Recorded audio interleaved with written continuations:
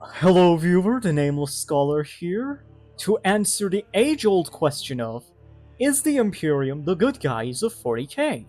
Something that is being discussed even to this day. Now, this is just my 2 cents on the matter, so let's get to it. To begin, the answer, like most things, is complicated. Firstly, I want to clarify something. The Imperium is not a bundle of stick state, and here's why. Because of its sheer size and the nature of the Adeptus Ministorum, the Imperium is too decentralized for the everything within the state, nothing outside the state, nothing against the state doctrine. It is also too decentralized to control the entirety of the free market to the point all things are monopolized under Holy Terra. The Imperium is xenophobic, not racist. It doesn't matter your skin color or sexual orientation. All are human. Unless you use the modern quote-unquote pejorative or go by the Umberto Eco's Urfascism, which at that point the definition becomes anything and everything that is not openly Marxist.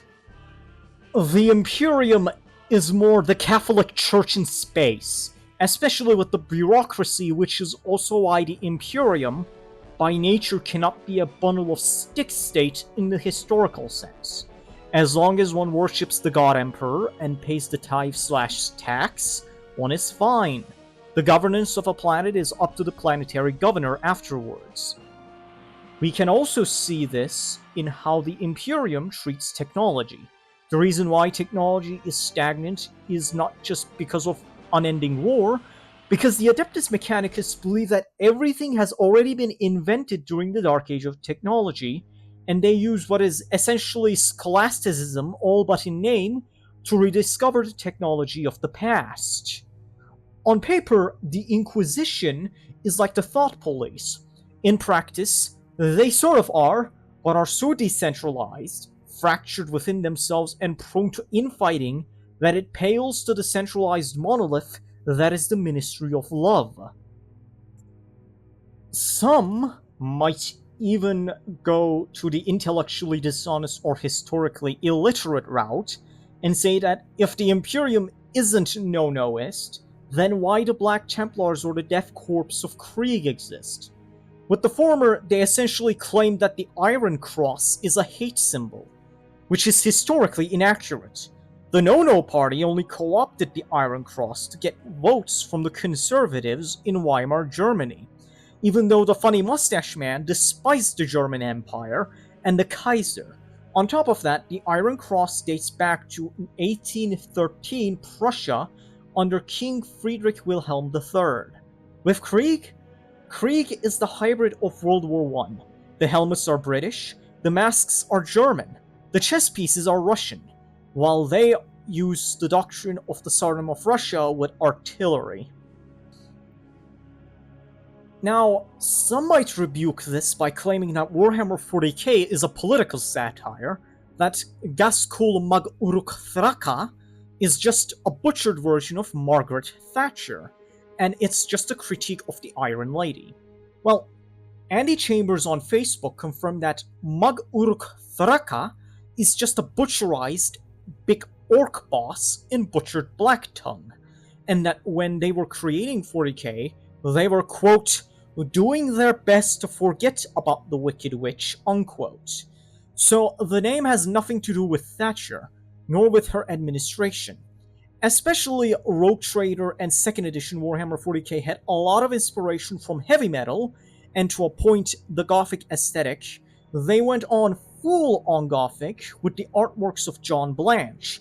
For example, the Praetorians Regiment of the Imperial Guard can be seen as both as a reference to the Zulu Wars and the Crimean War, the latter because of The Trooper by Iron Maiden.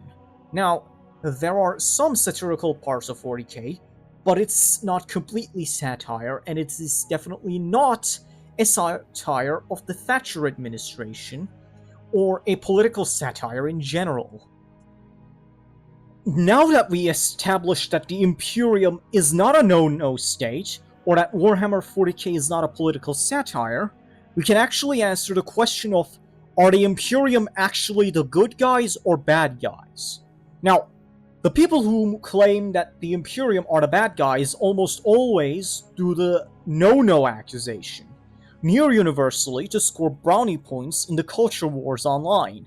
And these people also have a tendency to co-opt the Tau as the good guys, or reinforce the misconception that the Tau are indeed space communists.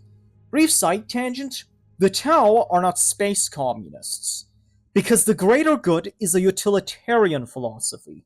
Communism, at its roots, focuses on economic policies, which the greater good does not. Said people also do something even worse. Side with chaos. Though, no matter what context and no matter what culture, demons are ontologically evil. Whether demons in Christianity, the Jinn in Islam, or the Oni in Shinto. These are all evil across different cultures.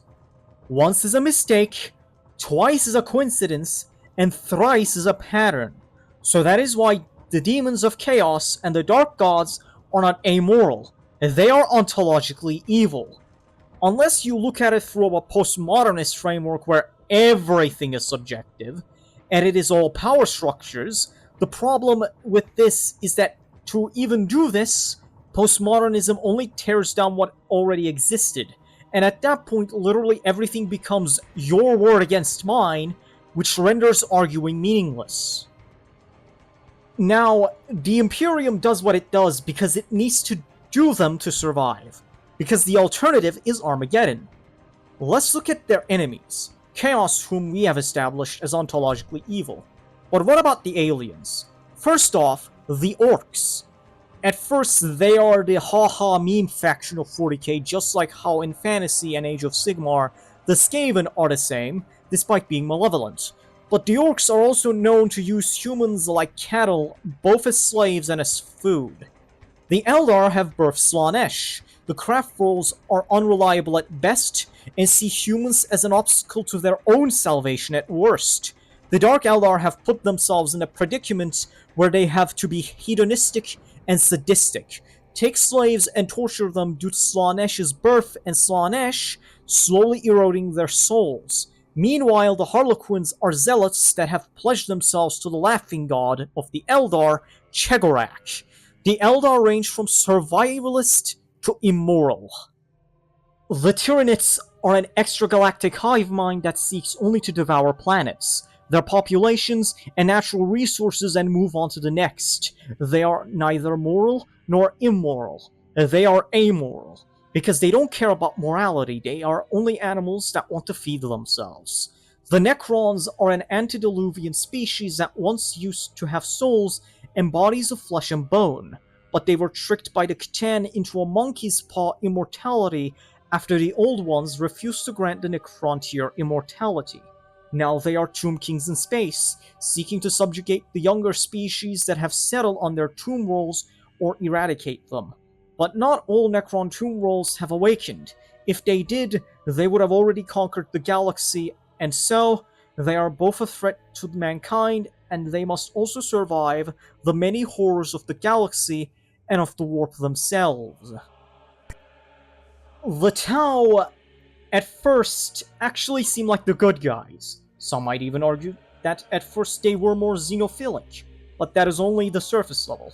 When Commander Farsight's Ethereals were slain, he also gazed through the warp that the Ethereals were hiding things from the wider Tau species. He revolted and founded the Farsight Enclaves. In response, the wider Tau Empire has memory hold Farsight, which means that the Tau are not only an oppressive caste system with no social mobility, but this also implies that they might be the worst aspects of 1984 and Brave New World combined. This is like George Orwell's book, 1980. And not only that, after the Fourth Sphere expansion, where the Tau fleets with human auxiliaries have entered the warp without Gellerfields at once, they were attacked by the denizens of the warp, especially by human presence. When they returned, the Tau had changed, were openly more xenophobic. They realized that the Imperium was right in its xenophobia. just like how the first alien species went extinct from an illness that the Tau were seemingly immune from. They took their homeworld for themselves and remained it Borkan. The Tau will use, abuse, and throw away their auxiliaries like trash if it needs to save more Tau lives. And as for the Imperium's discrimination of Psychers, well, unsanctioned Psychers are very dangerous, and one of them is enough to make an entire planet play Doom Eternal, where they are not the Doomslayer, and where there probably is no Doomslayer. So they have to be sanctioned and trained. Now that I have explained why the Imperium does the thing it does, which is survivalism, because the alternative is oblivion. Now, the question is the Imperium actually good? From a postmodernist perspective, it is all subjective and power structures, which can be used by bad faith actors to push certain ideas against the target of their ire.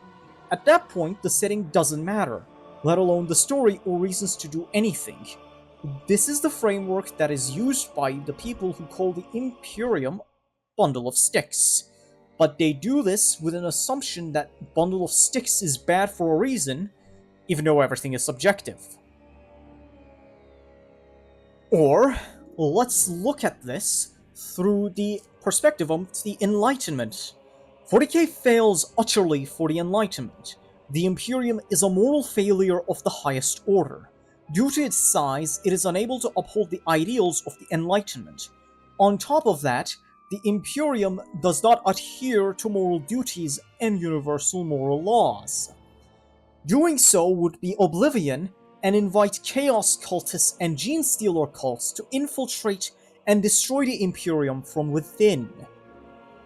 From a utilitarian standpoint, as horrific as the Imperium's actions are, they are done for the greater good of making sure humanity survives, because the alternative is destruction from an ontologically evil foe or by aliens that wants to devour and or enslave them. Speaking of, there is also ontological moral realism, because the Imperium is fighting against an ontologically evil opponent, which is chaos. According to this framework, the Imperium is ontologically good because it struggles against metaphysical forces that seek its annihilation, and it is doing it the only way it can. But there's a problem with all four of these frameworks. They all assume that man has innate value. Now you might ask me, but Scholar, what do you mean they all assume that man has innate value? Humans do have innate value. And my answer to that is, says who? Postmodernism assumes that since everything is power structures, it's all a matter of oppressor versus oppressed. But if everything is subjective, why does man have innate value? Why is oppression so bad? Harm avoidance principle? Well, why should you avoid harm? Because it feels bad? But isn't that subjective too? At that point, solipsism might as well be real, where only the experiences we experience are real. We might as well be all living in our own individual matrices, which renders discussion meaningless. Not only that, even though it deconstructs it and claims everything is subjective and power structures, postmodernism leeches off of Enlightenment values. We cannot apply the Enlightenment post-Enlightenment lens to the Imperium because the Imperium is not nationalistic, it is survivalistic, so it cannot be applied.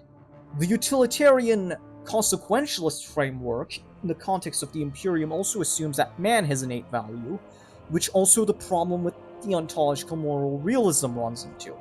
It also assumes that man has innate value. Postmodernism leeches off of Enlightenment values, which, like utilitarianism and ontological moral realism, assumes that man has innate value.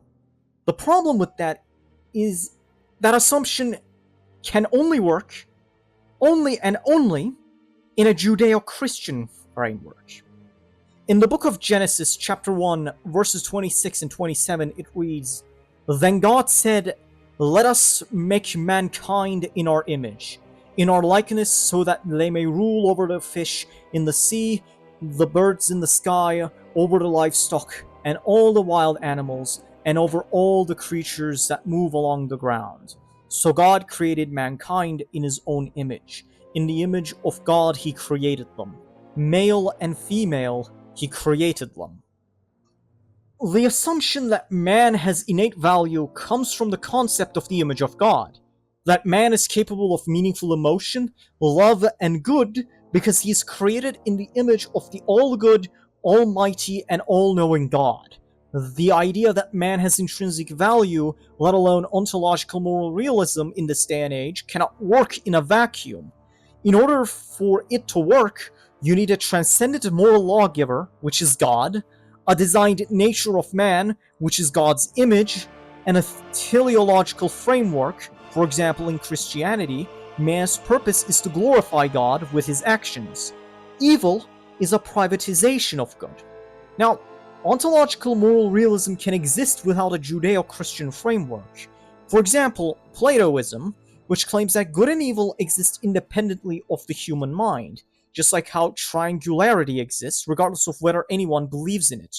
The problem is that Plato was a pre-axial age philosopher, while the discussion of whether or not the Imperium is good or evil is unknowingly made in an axial age context, which is the Judeo-Christian framework which all the aforementioned use. Not only that, there's a vast difference between pre-axial age philosophy and theology, with pre-axial age philosophy and theology. Not only were the pre-axial age ethics were more elitist and hierarchical, most afterlives of pre-axial age religions weren't nice, including Judaism. Especially depending on sect, even if it is the origin that man is created in the image of God, you still had to be a part of the nation of Israel. Since we are speaking within the shadow of the axial age, only a Judeo-Christian framework can claim this actually works. For example, in Islam, Allah is so otherworldly, so incomprehensible that he is completely separate from creation. Humans, like all living beings, have been created by Allah to submit to him, and man only has value from how much he submits to Allah. Entering Jannah is based upon works. Because of that, it is a matter of the Ummah versus the unbeliever, which is why the punishment of apostasy is death. In Eastern religions, the self is either something to overcome or an illusion. Buddha states that desire is the root of all suffering, and to transcend it, one must transcend the self. Emotions are not seen as sacred, but flaws. Classical paganism had no universal dignity. Might made right, the gods were capricious, and for example, Christianity was seen as the religion of the weak, slaves, and or emasculated effeminate men and women. Throughout history, only the Judeo-Christian framework and secular frameworks that came already use the Judeo-Christian framework have claimed that man universally has innate value.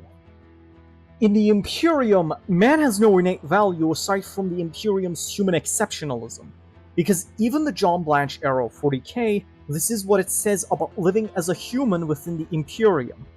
Quote, "To be a man in such times is to be one amongst untold billions. It is to live in the cruelest and most bloody regime imaginable. If that doesn't convince you, this banter from Dawn of War Dark Crusade probably will." Do the deaths of your soldiers mean so little to you? Are you that mad? Do the deaths of yours mean so much to you, alien? Are you that weak?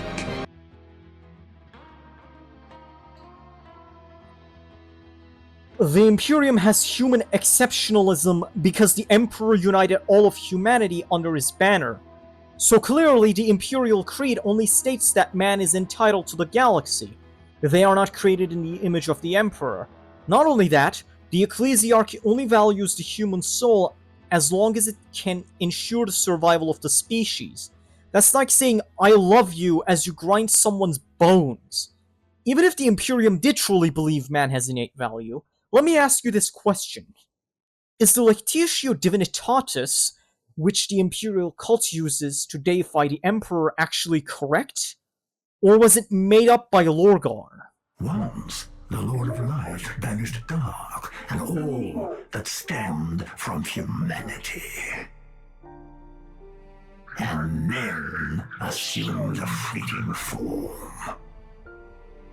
These are the roots of our world. Men are props in state of life, and no matter how tender, how exquisite, the lie will remain a lie. Young Hollow, knowing this, do you still desire peace? Peace grants men the illusion of life. Shackled by falsehoods, they yearn for love, unaware of its grand illusion. Until the curse touches their flesh. We are bound by this yoke. As true as the dark that turns within men. All men trust fully the illusion of life. But is this so wrong? A construction of facade, and yet a world full of warmth and resplendence. Young Hollow, are you intent on shattering the yoke, spoiling this wonderful falsehood? The Imperial Creed is a lie that ensures humanity's survival. No matter how essential it is for humanity to survive, it is still a lie. Now that I established that the Imperium does not think that humans have innate value, and that ontological moral realism in modern contexts can only work in a Judeo-Christian context, due to us having this discussion in the shadow of the Axial Age, even if humanity does have innate value, in our world, it does not in 40k, because in the John Blanche era of 40k, the introduction also says in the last sentence, quote, "But the universe is a big place, and whatever happens, you will not be missed," unquote. This means that 40k has no concept of the image of God. This means that humanity and that the image of God was not corrupted by sin. If man is not made in the image of God, and sin didn't corrupt that image, while man can choose between good and evil, and choose evil when it suits him, then man is a morally bankrupt animal that deserves to be treated worse than actual animals. Because animals are amoral. They cannot differentiate between good and evil. Humans can discern between good and evil, and chooses evil when it suits him. If a man is a morally bankrupt animal that only chooses good when it suits him, at that point, the best thing to ask is, What is a man? A miserable little pile of secrets! the absence of the image of God also means that the logical conclusion of human society is always tyranny, which the Imperium proves. At that point, man is not a fellow peer to be respected, but a failed beast to be leashed and oppressed. Because there is no other way to prevent man from tearing itself apart. There is no other way to ensure that they do not fall to chaos. Thomas Hobbes in Leviathan claims that human beings are driven by fear, desire, self-interest, and limited reason. That without law, covenant, or force, people will murder, steal, and oppress each other unless restrained by a powerful authority, which he called the Leviathan. Hobbes also rejected any essential divine goodness in man. As far as he was concerned, man was a morally bankrupt animal, and morality in his view only arises after the social contract, not before. And if mankind is worse than animals for choosing evil, when they can discern between good and evil, and only the Night Lords are completely justified in rebelling against the Imperium. The Night Lords did openly in the Great Crusade everything the Imperium does in the 41st millennium, discreetly and openly alike, and were shunned for it. Which is why the last words of Konrad Curze are, "Your presence does not surprise me, assassin. I have known of you ever since your craft entered the eastern fringes. Why did I not have you killed? Because your mission, and the act you are about to commit proves the truth of all I have ever said or done. I merely punished those who had wronged, just as your false emperor now seeks to punish me. Death is nothing compared to vindication. Now, my problem with ontological moral realism is Konrad Curze believed himself to be vindicated upon assassination, that he was proven right. Curze's assassination proves that the Imperium tolerates atrocities, even embraces them, yet punishes those who do so openly. He showed the moral incoherence of an empire that built itself on conquest, terror, and extermination, then called him a monster for doing the same without hypocrisy. Now, you might say that I'm just being a Reddit atheist due to my completely cynical, pessimistic, and borderline misanthropic lens. Well, firstly, think of me less as a Reddit atheist and more like Ivan Karamazov from The Brothers Karamazov by Dostoevsky. Ivan is not an atheist. In fact, he is very scripture literate. Within the book, there's a short story called The Grand Inquisitor. In the book, Ivan Karamazov tells a parable to his brother Alyosha Karamazov. In this parable, Jesus of Nazareth returns to Earth during the Spanish Inquisition and is arrested. In his jail cell, he is visited by the Grand Inquisitor. The Grand Inquisitor believes that the Passion of the Christ was a mistake, because it gave humanity freedom from sin when he died for their sins. But man does not want freedom.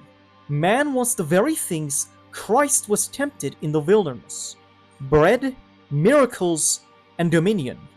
By rejecting the devil's demand to turn stones into bread, Christ refused to give people physical security, even though that's what they desire most. By refusing to jump off the temple and have angels catch him, Christ placed too much burden on man's reason and faith. People crave signs and wonders. They want to see power, not exercise faith. And lastly, by rejecting the devil's offer of ruling all the nations of mankind, Christ has condemned them to anxiety, moral uncertainty, and ultimately failure. The Grand Inquisitor says that to protect them from themselves and grant them freedom from freedom, they are given bread, miracle, and dominion. This way, their most base desires are covered and will eagerly surrender their free will and worship blindly. However, at the end of this short story, Christ says nothing to the Inquisitor's long accusation. He only kisses him silently. The Inquisitor is shaken and lets him go, but insists he never come back. This silent kiss is symbolic. It represents a rejection of the Inquisitor's worldview, a reaffirmation of freedom, love, and grace, even if it comes with suffering and loss.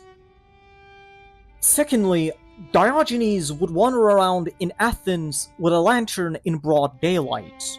When people asked him what he was doing, he would reply to them with, "I am looking for an honest man." And I have yet to see any convincing moral argument, aside from the image of God, to explain why humans are capable of good, even in self-interest. Human rights require the image of God to function. Same with the Enlightenment philosophy. Not only that, there has never been a successful atheist state. The French Revolution devolved into the reign of terror and idolized reason. And the Soviets started tolerating the Orthodox Church. Aside from that, the blank slate argument has been biologically debunked, so the only thing remaining is the image of God. In the context of axial age philosophy, all philosophical frameworks that claim that man has innate value comes from a Judeo-Christian framework. John Locke's natural rights, for example, are explicitly theistic. Immanuel Kant's dignity concept depends on human beings and in themselves. But why? Because of their rational nature? A metaphysical claim. The UN Declaration of Human Rights talks about inherent dignity, but why is it inherent? And these all come from Western civilization, which came with the rise of Christianity and the fall of the Western Roman Empire. Without the image of God, Human rights are only whatever the elites say they are. At that point, it's might makes right, and we are back at the pre-axial age. Konrad Curze, as fatalistic and nihilistic as he was, operated from a solid framework.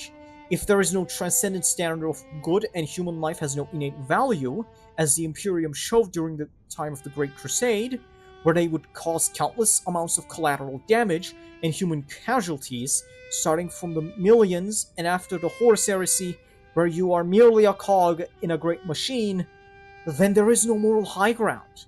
The Imperium becomes a hypocrite, and Curze becomes vindicated. Because when the Night Lords brutally mutilated thousands and aired the screams of a little girl getting flayed alive on live Vox to bring planets to compliance, they were shunned as monsters, but those aforementioned were lauded as heroes by themselves and others. So in conclusion, the Imperium of Man is not evil, and it is definitely not fascist, but I also wouldn't call the Imperium good, because OMR requires the image of God to function in this day and age, which is why Konrad Curze was right about the Imperium. The only reason why the Imperium isn't truly evil is that demons and the Chaos Gods are ontologically evil because of their nature. Because of this, just because the Imperium does nothing wrong, it also doesn't mean that it is doing everything right.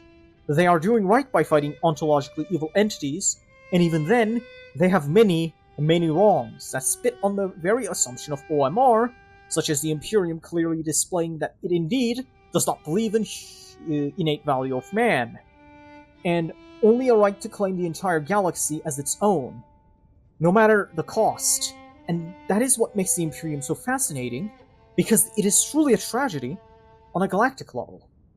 And here's the thing, I would much rather have the Imperium do these and commit these atrocities than refuse to bend and essentially claim righteousness in apathy. Apathy is worse than evil, because at least evil moves. But apathy? Apathy is death.